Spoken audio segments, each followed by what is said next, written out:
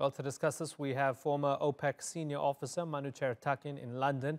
He's an international oil and energy consultant, and in Qatar's capital is Sultan Barakat. He's the founding director of the Center for Conflict and Humanitarian Studies at the Doha Institute. Gentlemen, thank you very much for joining us. Manouchehr Takin, let me start with you. How would they be feeling within OPEC that Qatar decided to leave? Will they feel sad about it? Of course they will feel sad. It is like a family that have been together for so many years, since 1960, I think Qatar since 1961 or so. And they have always met each other at least twice a year officially during the OPEC official ministerial conferences. They have also met each other during workshops, because what you see in OPEC television interviews and ministers, there's a lot of work going on in OPEC Secretariat in Vienna.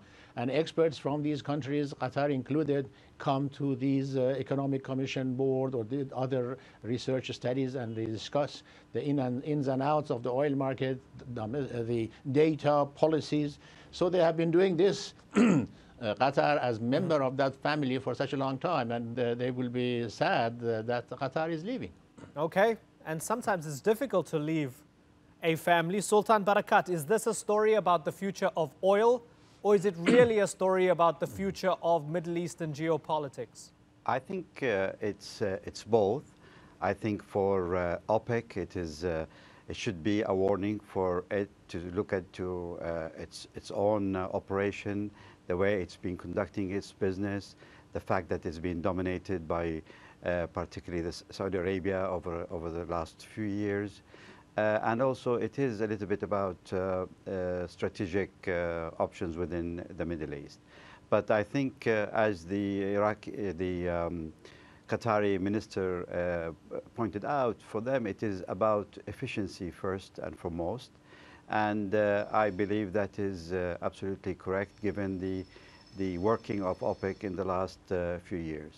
Manouchehr, the fact that it's a Saudi-led cartel, is that the crucial factor here, given everything we've seen and heard over the past year and a half since the Qatar Gulf crisis?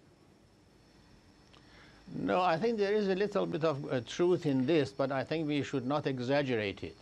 The differences between the members of OPEC have existed since 1960, for all these decades. And with politics changing, governments changing, there have been friends becoming competitors or clashes in political ideology, this government, that government.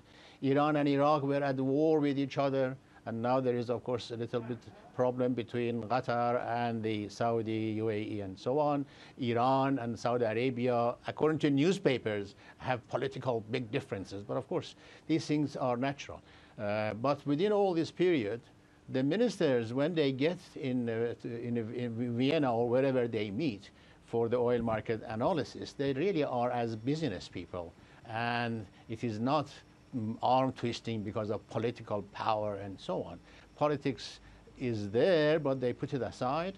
As experts, as technical business people, they look at the oil market, the pros and cons of a policy option, what they should do or should not do, how it has happened in the last, and so on and so forth. But I don't think the dominance of Saudi Arabia has been there for many decades, but the Saudis, as His Excellency Minister this time, and in the past, they have always acted rationally and politely with each other, and there is a stronger bargaining power with Saudi Arabia.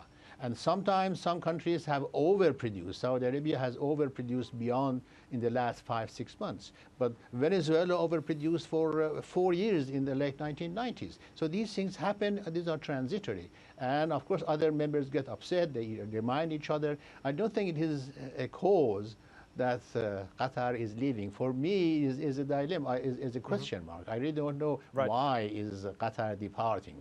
Okay, and we've seen some of the responses, and Sultan, if I can sort of summarize some of the responses that we had from the Gulf and elsewhere, and some of the op-eds, they seem to see it as a continuation of the way Qatar behaves. You're a small country, you think you're bigger than you're too big for your boots, so instead of addressing some of the key issues that we mentioned, you just want to protest and throw your toys out of the pram and leave. Is that true in any way?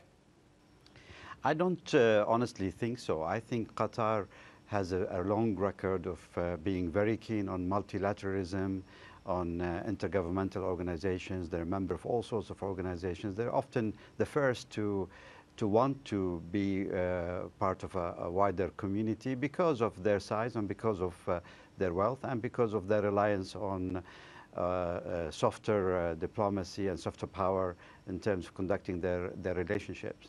I think there is something deeper here that has happened that led them to quit OPEC. Of course, Qatar is not the first country to leave OPEC. You remember Gabon did back in the 1990s, although they rejoined. There are other countries, Indonesia, Ecuador, who suspended their membership for a while. So it's not a unique thing to have happened. What is unique is that it is happening now because I think they feel that the decision has been manipulated and really controlled exclusively by Saudi Arabia. The increase in production over the last few months has led to a drop in oil prices from around $86 a barrel to around $60 a barrel within, what, 8 weeks or so. Right. And it must be that Qatar, and I suspect other countries, feel that this kind of decision should not be made unilaterally by Saudi Arabia, particularly when it is coming, or it sounds as if it's been orchestrated with the United States and President Trump in particular. Yeah, President Trump tweeting about it and basically asking everybody to thank him for strengthening the alliance and not hurting the alliance despite the Khashoggi case and other things, and tweeting and saying, hey, oil is going even lower. Where's my congratulations? Manouchehr Takin, as you look at it, both in a business sense and a political sense, who loses more, OPEC or the Qataris? I don't think either of them would lose, honestly, because within OPEC, with the production of 32 million, more or less, barrels per day as a whole, 650,000 barrels per day production by Qatar is a small component, a small member. So an actual quantity of oil being exported into the market and so on is not going to change the balance and disrupt the whole thing. No. I think, as I mentioned, they would miss the Qatari experts, ministers, and so on to get together and discuss and consult. All the OPEC members, both on the technical level as well as the ministerial and deputy ministers, they would miss the Qatari counterparts, and they wish they would be there. But without Qatar, they could continue as they have been doing their operations. And for Qatar, also they can continue. We see, of course, Qatar is the major gas exporter, LNG especially, the largest. They were exporting, producing 77 million tons. They are still producing 77 million tons of LNG per year, and they are expanding it now in the next few years to 110. They are a major player in LNG. But let's not forget, although small oil producer, they had opened up 10 years ago, 20 years ago to foreign international companies, and those companies came in, and Qatar's production went up. It's about 650,000. It used to be 300,000 or 400,000. And to produce 600,000 barrels per day, export, let's say 500,000 barrels per 500,000 barrels per day, all these years, is an achievement which Qatar, its company, its organizations of both production and marketing, coordination, that they have alliances, joint ventures with foreign companies, have been doing very well and a very good high level of technology and operation-wise. So again, they wouldn't lose, Qatar wouldn't lose much by being away. Right. It is, I think, what Qatar would miss is the information and analysis that OPEC Secretariat does.